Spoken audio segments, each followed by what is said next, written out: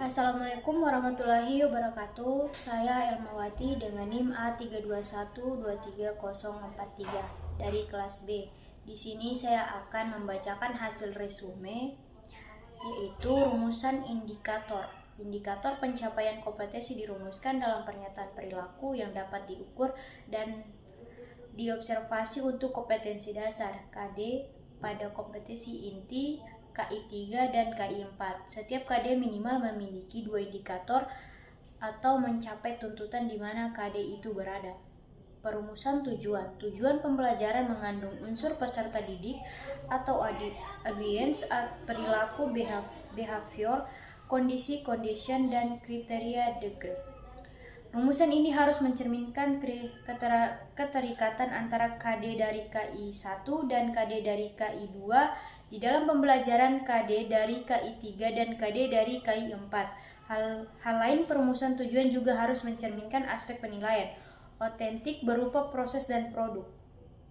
Selanjutnya, pada tahap pendahuluan, yaitu menyiapkan peserta didik secara psikis dan fisik untuk mengikuti pembelajaran, mengajukan pertanyaan tentang materi yang sudah dipelajari terkait dengan materi dibelajarkan, mengantarkan peserta didik pada suatu permasalahan atau tugas yang dilakukan, mengonstruksikan pengetahuan awal siswa bisa mengajukan pertanyaan.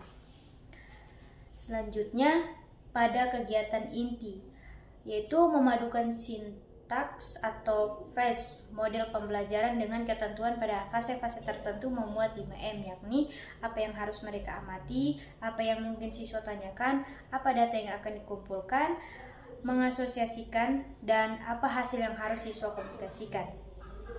Selanjutnya, pada kegiatan penutup, membimbing siswa membuat rangkuman atau simpulan, melakukan evaluasi yaitu penilaian atau refleksi, memberikan umpan balik terhadap proses dan hasil pembelajaran, merencanakan kegiatan tindak lanjut atau remi dan pengajuan.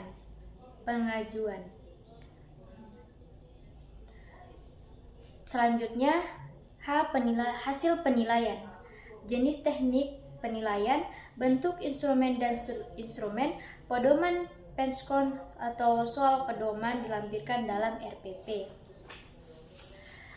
Selanjutnya, konsep modul ajar informasi umum. Modul ajar adalah sejumlah alat atau sarana media, metode petunjuk dan pedoman yang dirancang secara sistematis dan menarik. Model ajar merupakan implementasi dari alur tujuan pembelajaran yang dikembangkan. Pembelajaran dengan profil pelajar Pancasila sebagai sasaran. Selanjutnya, komponen modul ajar. Guru dalam satuan pendidikan diberi kebebasan untuk mengembangkan modul ajar sesuai dengan konteks lingkungan dan kebutuhan belajar peserta didik. Modul ajar dilengkapi dengan komponen yang menjadi dasar dalam proses penyusunan. Komponen modul ajar bisa ditambahkan sesuai dengan mata pelajaran kebutuhan. Komponen lengkap modul ajar, yaitu komponen modul ajar, komponen detail modul ajar pertemuan, dan lampiran. Komponen modul ajar ada identitas modul, informasi tentang modul ajar yang dikembangkan terdiri dari nama penyusun, institusi, dan tahun disusunnya modul ajar, tentang sekolah, SD, SMP, SMA, kelas, alokasi waktu. Selanjutnya, kompetensi awal. Kompetensi awal adalah pengetahuan atau keterampilan yang perlu dimiliki di siswa sebelum mempelajari topik tertentu. Selanjutnya, profil pelajar Pancasila merupakan tujuan akhir dari suatu kegiatan pembelajaran yang berkaitan erat dengan pembentukan karakter peserta didik. Profil pelajar Pancasila tidak perlu mencantumkan seluruhnya. Selanjutnya, sarana dan prasarana.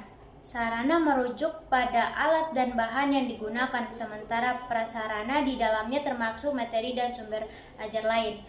Selanjutnya, model pembelajaran. Model pembelajaran dapat berupa model pembelajaran tatap muka, pembelajaran jarak jauh dalam jaringan.